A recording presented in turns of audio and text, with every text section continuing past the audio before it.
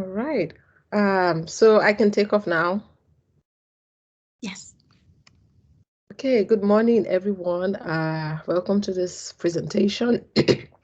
uh, my name is Omoyemeh Jennifer Ile, and I worked with NCGrowth and SmartUp as an analyst to help the SS Hamilton Tree Farm on sustainable forest management and conservation practices. Luckily, I had consultant Mr. Sam Cook work with me and help me navigate this area, and also my amiable project manager Kelly. Thank you for managing me nicely. um, so I'd like to talk about NC Growth first.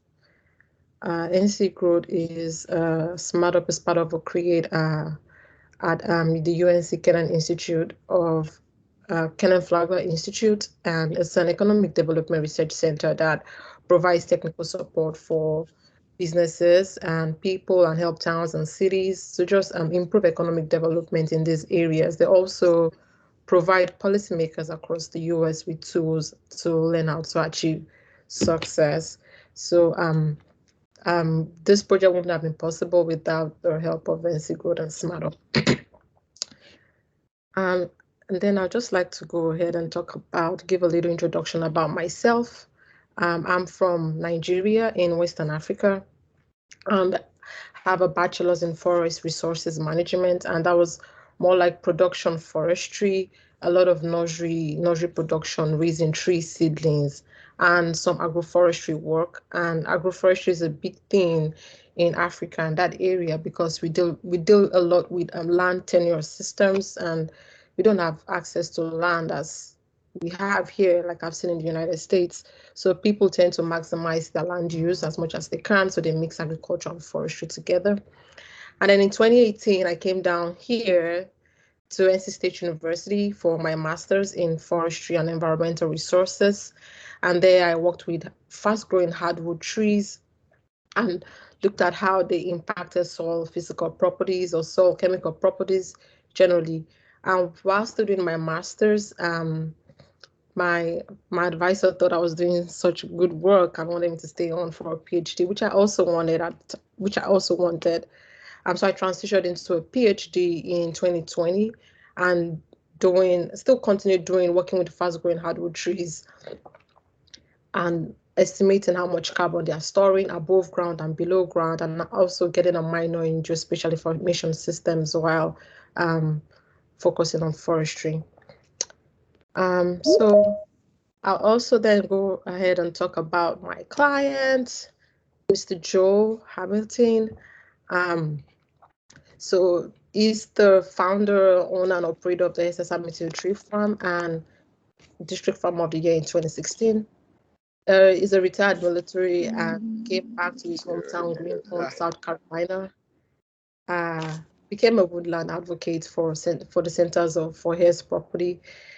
And so when he came back, he fought to reclaim some of the land that was lost to his family. So he had his great grandfather had about 888 acres of land passed down to them, but some might got lost. And for a period of 3 years, he tried to fight to get back some of that land and was able to get about 44 acres out of 888 acres. Um, but over time, he has become, like I said, District Tree Farmer of the Year, become a certified tree farmer. He has 16 acres of pine plantation doing nicely. He has a pollinator habitat as a conservation stewardship. Um, so he already has like his A game on with everything that concerns sustainable forest management. Basically, he's doing great. So we start to think about how can we help this impeccable forest manager. And interestingly, he's not even a forester, but just that interest in trying to get back his property, I believe started this interest in sustainable forest management. So I want to take some time to talk about what Heirs Property is about, because while working with Mr. Joe Hampton, I didn't even know Heirs Property was a thing, and it's been an eye opener for me. And so this picture depicts what Heirs Property is about. So you have land, it's there for you, but you can't use it, you can't take it. And basically, and this happens when the original owner of the property dies with or without a will and leaves the property to multiple beneficiaries through generations. So even if he dies with a will and it passes down to multiple heirs, and that's passed down through generations. So, and there's no like distinct, like who owns this parcel, who owns this area. Everyone owns the property collectively. So that way you can't really have access to the land, and that just makes it difficult to do anything with the land, basically. And this Heirs Property issue is a major contributor to Black land loss. And because when you can't do this, you're shut off from loan access and benefits, and it's, developers can even take the land from you through court-ordered sales. So it's a big problem that affects minority landowners, and I hope that with more light that we shed on this, that we can find a way to move past it in the coming years. And so, like I said earlier, when Kelly had introduced Mr. Hamilton to me before I met him, I went and Googled Mr. Hamilton. I was like, and then I saw a lot of articles and videos. I'm like, how am I going to help this man? It seems like it seems put together. It seems like everything is going well for him. Like, where do I come in? And I met with the first meeting I met with him. He said categorically, like, I don't think you guys have anything to do for me. You can't help me, you know. And then we talked a while. And then I said, okay, if we can't help you, maybe we can help you improve on what you're already doing, if that's possible.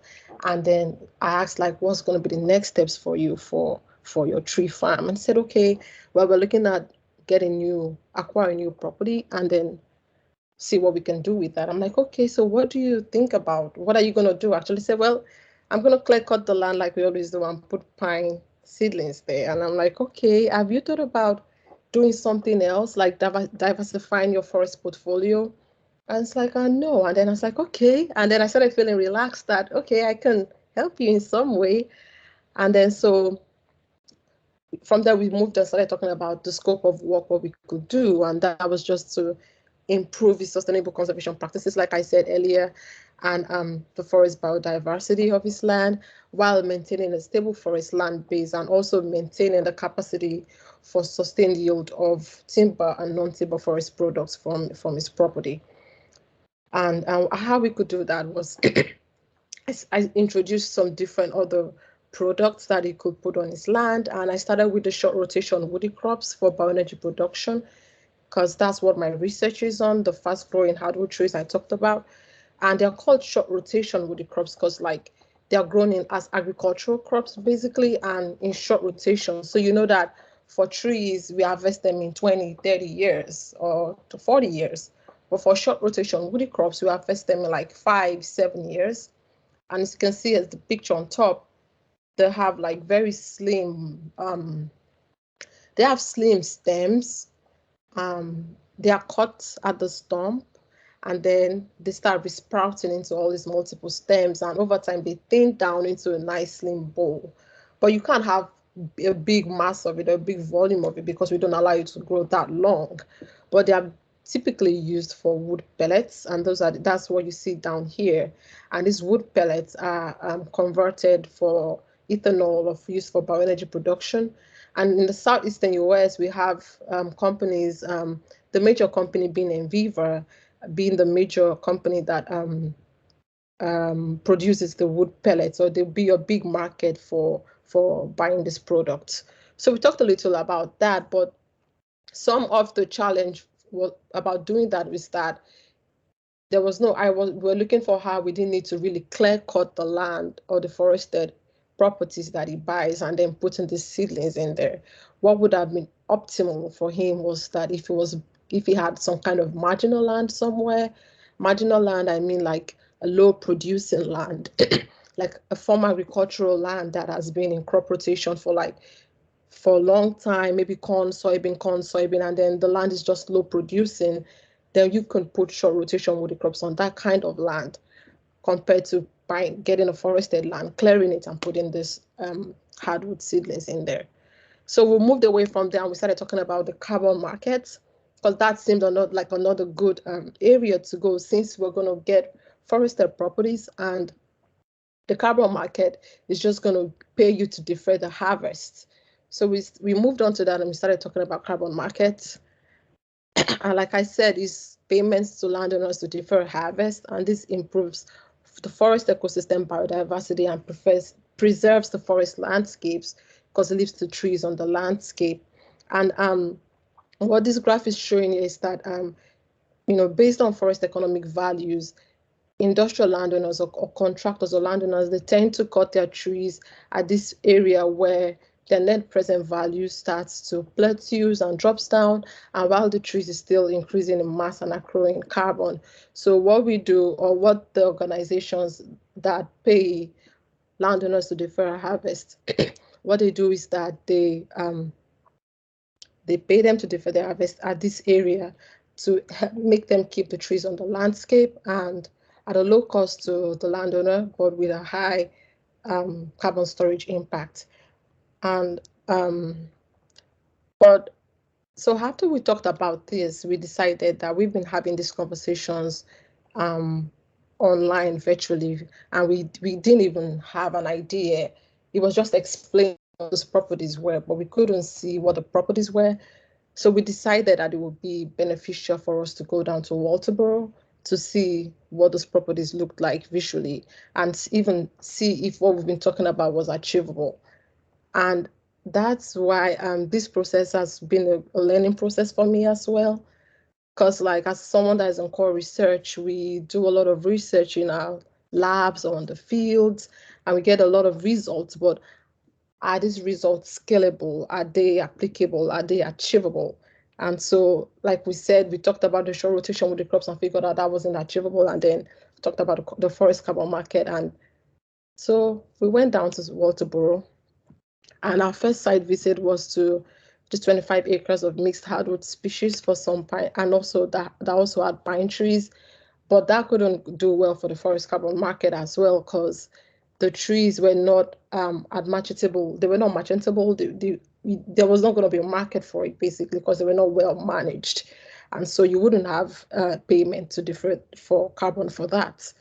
The second site also was 24 acres of about 3-year-old pine trees, and that also needed some timber stand improvement, and they were still young trees. They wouldn't also have fit into the carbon market space. So you see that most of the things that we're talking about virtually wasn't going to really be feasible, and we wouldn't have known this if we didn't go down to Walterboro.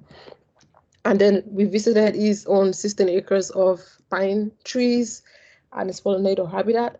And while going through all of these properties, what stood out to us was like we saw some properties that were managed as a family. Like there were many parcels of land that were managed but by one family member, but as a whole property. And we saw that many of these woodlands that were managed like that, where they looked healthy, they had nice trees. And then while we were going round, our consultant Sam Cook was talking about some numbers that were going to be big and how they were being managed. And I think Mr. Hamilton was like, well, this might be a better approach for us. Like, we have something in hand that we could work with than grasping at all these other things. We even haven't acquired the property yet, but we have something right now that we could that we could work with.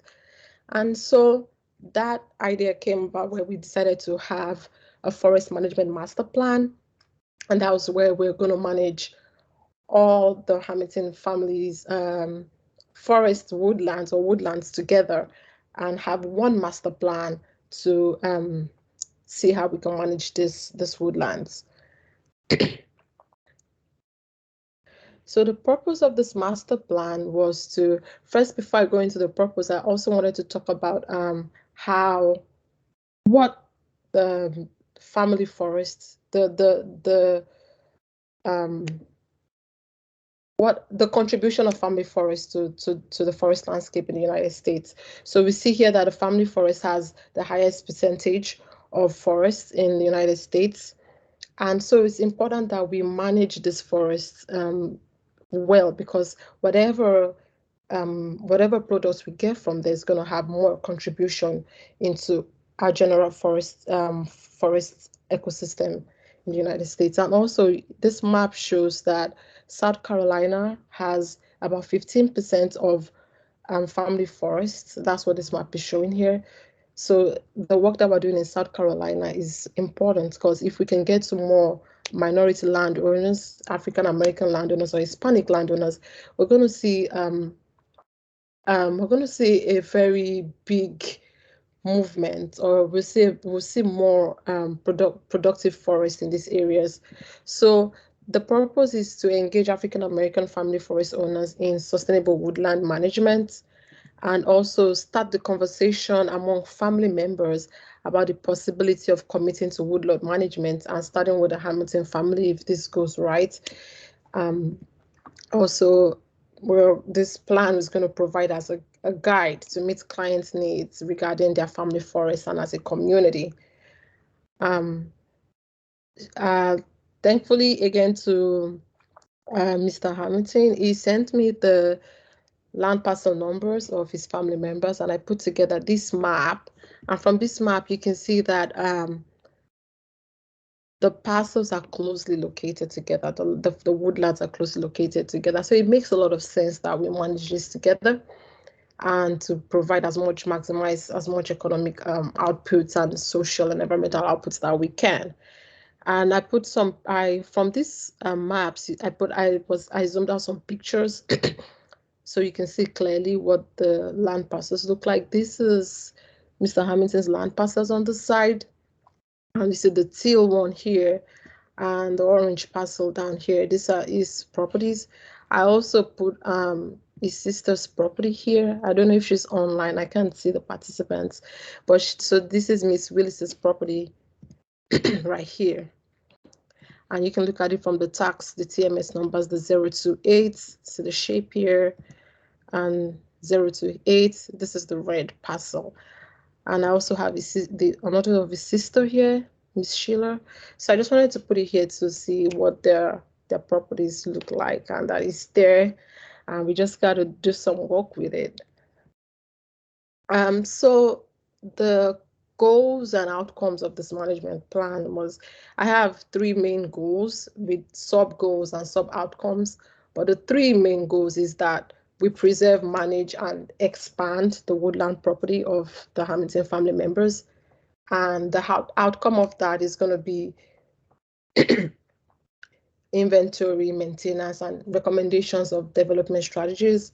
And the second goal will be to maximize economic, environmental, and social benefits for the family. And outcome of that would be to grow valuable trees, increase timber volume, improve air and water quality, conserve wildlife habitats. And I also showed that picture of a pollinator habitat that Mr. Joe Hamilton has. If any of them wants to do this, that's also an opportunity to get some kind of income. I think that you're paid $1,500 to do this per year, and that's just free money coming to you. I had to have nice bees or butterflies in your forest. So it's not only timber products that we can get from the forest, they're also non-timber products. Then the third goal, and which I think for me is going to be the main goal, is how to develop and maintain support for minority family forest owners in Colleton County, and just moving forward across the United States. But we've got to start from somewhere. And how we do that is we start working with, build the trust, because I see that from the talks I've had with some other landowners, is that that trust is not there with resource professionals and families and family forest owners. So if we can start from one family, and that family can talk to another family, and then families are talking to each other, then we can then come in, basically. So the outcome of that is going to be some kind of shared responsibility, where it's not only the resource professionals, but we're having this community engagement and involving family members into what we're doing, and educating other minority landowners and partnering with agencies. I put together some income from like what we could gain if you're managing your forest nicely. And so this is from 2016. I'm not sure what it looks like now in 2021. I don't know if it's gone up or it's still the same, but I would expect that is around the same area. So by your final harvest, you're expecting over $2,000 per acre. So that's some cool cash there for you if the family decides to do this. Yeah, so I also put some timeline. I'm sorry, this was supposed to be timeline up here. I put the timeline of what if we agree to do this, if we move forward with this, what it's gonna look like. So in this same year, if this works out, we hope to meet with Miss Willis, where we have like a family meeting and pitch proposals and sign the MOU if all the pending parties agree. And then we can get the consulting forester to help draft the landowners management objectives as individuals and as a group to try to make sure that everyone's interest is being catered to. And then we can, with the consulting forester and the manager, they can apply for the CAP 106 from the Natural Resource Conservation Service to help manage all acres, to get technical support and financial support to help manage all the acres together. So you're going to have a lot of help doing this. It's not going to be something that you're going to do on your own. And you also have Mr. Joe Hamilton that has gone this route before as a woodland advocate, and is still going to be there to give support and advice and just walk you through this. And then so when you have a forest management plan, that usually lasts for about 10 years. So you have 10 years to follow the planned activities outlined in the forest management plan.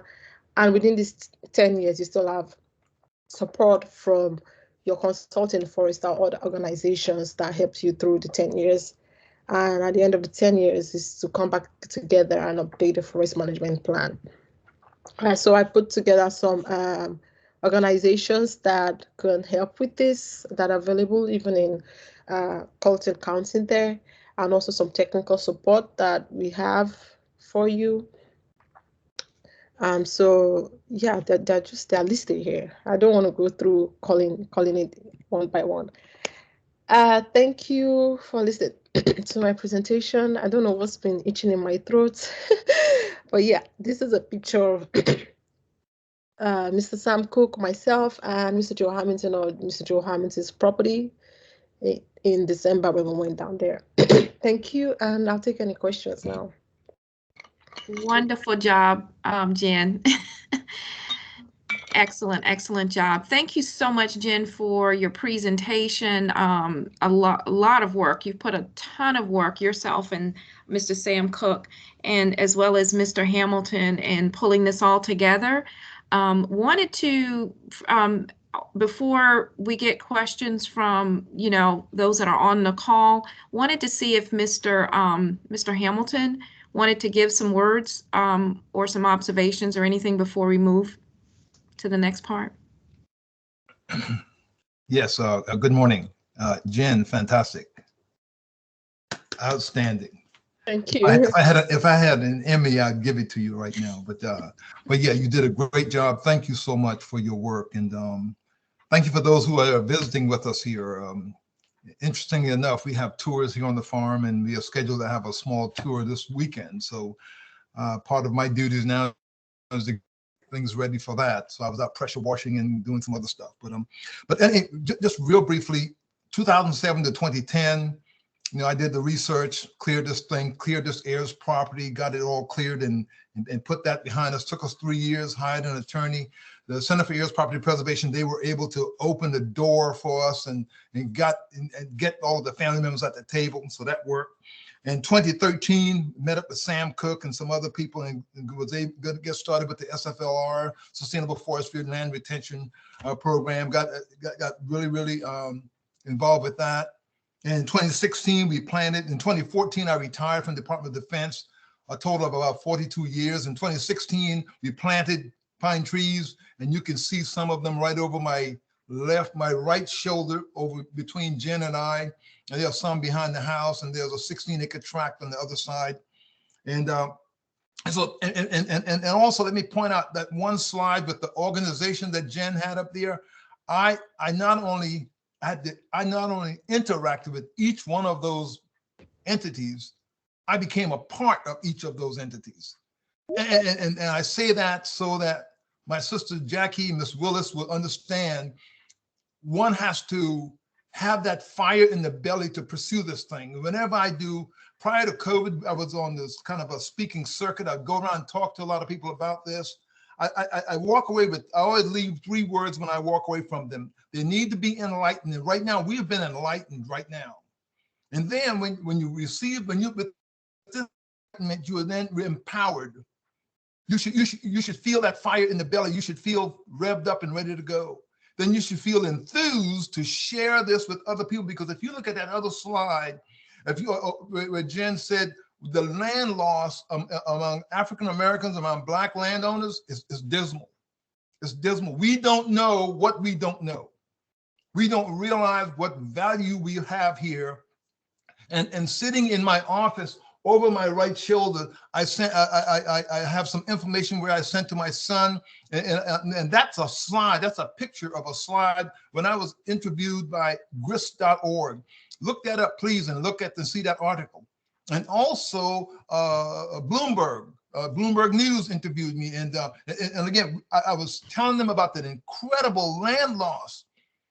And when we look, whenever folks come to our home, and I will wrap this up because I feel I'm on that soapbox again, but when folks come to our home, as you enter the foyer, we have a map where we demonstrate and show where this thing really started out with about a little over 800 acres, almost 900 acres, specifically 888 acres.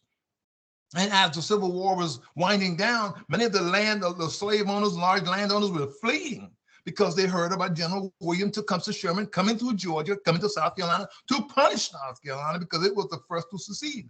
Anyway, we have finally, in 2010, we finally closed this heirs property dilemma. From 888 acres, we were down to 44.4. You talk about land loss, that's incredible land loss. So my words to Jen, thank you so much for coming over here and sharing so much with us here. But again, as we're walking away from this, Jackie, Miss Willis, you see, you just received a glimpse of what I was involved with, but I have a natural tenacity. And I was thinking this morning when I was walking, and this person I was talking with about, and in fact, I'm getting ready to take a test. I was telling them about this, and they said, well, why would you wait until you're almost 70 years old to go to law school? I said, because in school, my parents were not as aggressive as my wife Blanche and I. They were not able to come to the classrooms and come to the guidance counselors and said, listen, my son Joe is kind of quiet. He's kind of introverted, but he really has a real hunger for knowledge. He loves to read. And they could not understand that because my parents were hardworking people. And I didn't receive that guidance. So I went on and pursued the military and engineering. It paid our bills. It educated our children. But my passion was history. My first love is history. And then I could have left history and pursue law, and you and I probably wouldn't be talking right now. But then I'm not regretting it. I'm not regretting it. My first love was history. And then my second love was my wife, Blanche. After 44 years, life is grand. Thank you, Jen. Thank you. Thank you so much. Thank you, so Kelly. Nice to hear from you, Mr. Hamilton. It's such a delight to hear you speak. Thank you. Absolutely. And I hate to have somebody come behind you, Mr. Hamilton, but I do want to give your sister an opportunity. Hopefully we'll have an opportunity to work with her as well on next steps, at least to kind of get her started, her with the rest of the family. Would you like to say something if you're able? Well, I know my brother loves to talk, so said a mouthful, but I'm just reading the slide and taking it all in. And that's about it right now. I just have to digest all this. I Mm, told him I just wanted to see the presentation and then I can take it from there. thank you. Awesome. Well, thank you so much for attending. And like I said, Jen and I and Sam will be reaching out to you just to make sure you've got what you need to move forward with next steps. Thanks for joining us. I think we had a couple of other folks. Is there anyone on the call that would like to add some comments or ask some questions? Feel free to go ahead, unmute yourself. Oh, I'm sorry, Sam, would you like to add anything before Sam Cook, our consultant? Yeah, I was going to say, Jen, very well done, very professional. You learn quickly, you listen well, and anyone can win Joe over as a hero in my picture, my book. You accomplished quite a bit. One quick comment to keep everything consistent. When you said woodland advocate, is woodlands community advocate. That way people will know to reference that versus just looking for woodlands advocate. Okay. Overall, I see that you captured all the things that are necessary for the family to move forward, including to help the next generation who can take this document and help facilitate the learnings for the family as a whole. Thank you for allowing me to work with you. And Joe, as always, good to work with you and Blanche. Awesome, thank you. Any of the guests on the call would like to add a comment or ask a question of Jen, Mr. Hamilton, or anyone else on the call?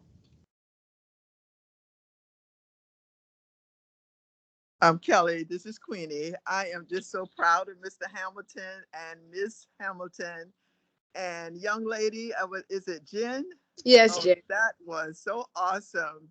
I've always, and I've spoken to Mr. Hamilton about this, and I think my inspiration is kind of growing again. My family and that property that we have, this Heirs Property, it's just, it bothers me just to see it just waste as he, outlined and as you kind of explained many things to us. So, Mr. Hamilton, you might be getting a call from me that I can maybe connect. And of course, Kelly knows I stay in her phase. So just to kind of help us get started on this, it's just so hard sometimes to get the family to kind of see what can be done. So anyway, thank you. And thank you, Kelly, for making this possible for me to view. Thank you so much. Thank you.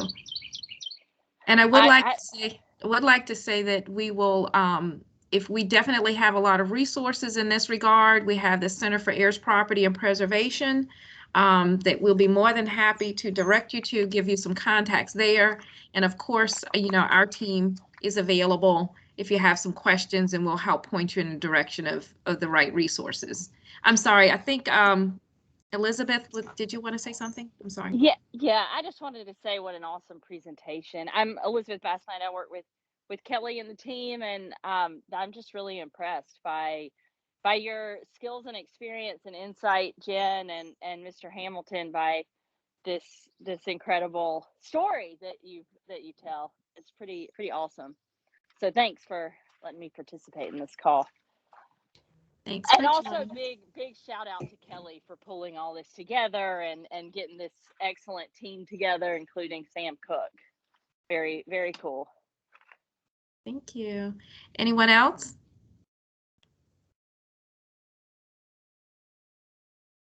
Okay.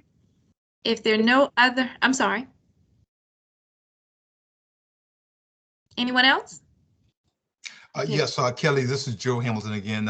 Dr. Crawford, I hear you, and I hear folks all the time. Whenever I am anywhere is amazing. That is why I have business cards, not so much to try to impress anyone with business cards, but I let folks know, okay, whenever you are ready to pull that trigger, you let me know.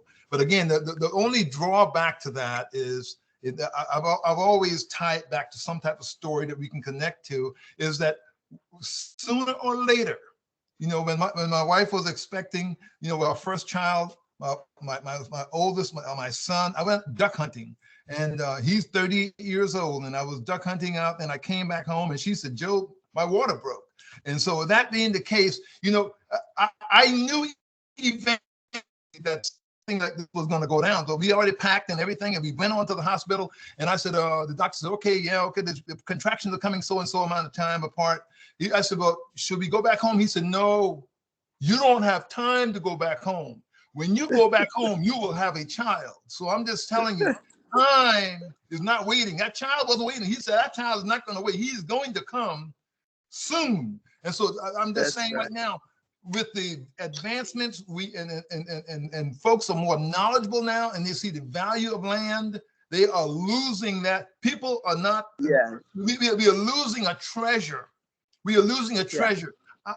One last quick story, Kelly, is I was telling clients we could relocate, and she said, I said, oh yeah, I know another place where we could live, and I mean, you get a nice and build another house, and she asked me, she said, well, what would you build differently from the house you have right now? I said, well, I don't know, maybe it would change so and so.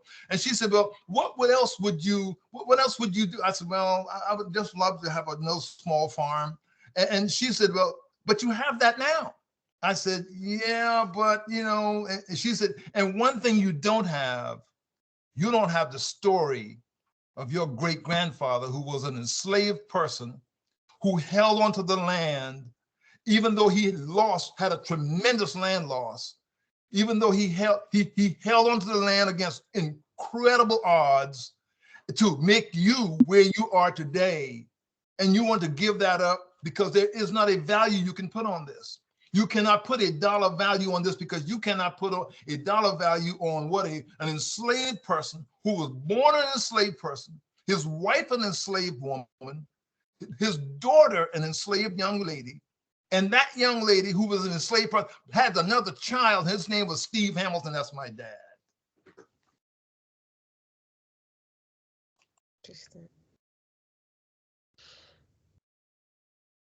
I don't know how to come back from that. But that is an amazing story. Absolutely. Thank you so much, Mr. Hamilton. Our pleasure to work with you. You're part of our family now.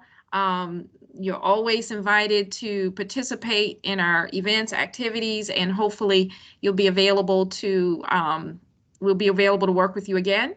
And again, thank you all for attending our presentation today. Look forward to seeing you all at our next presentation, which will be in a couple of weeks. Oh, we have one this afternoon at 2 o'clock, Peculiar Pig Farm, which is in Dorchester, rural Dorchester County. So if anyone needs a link to that, please let me know.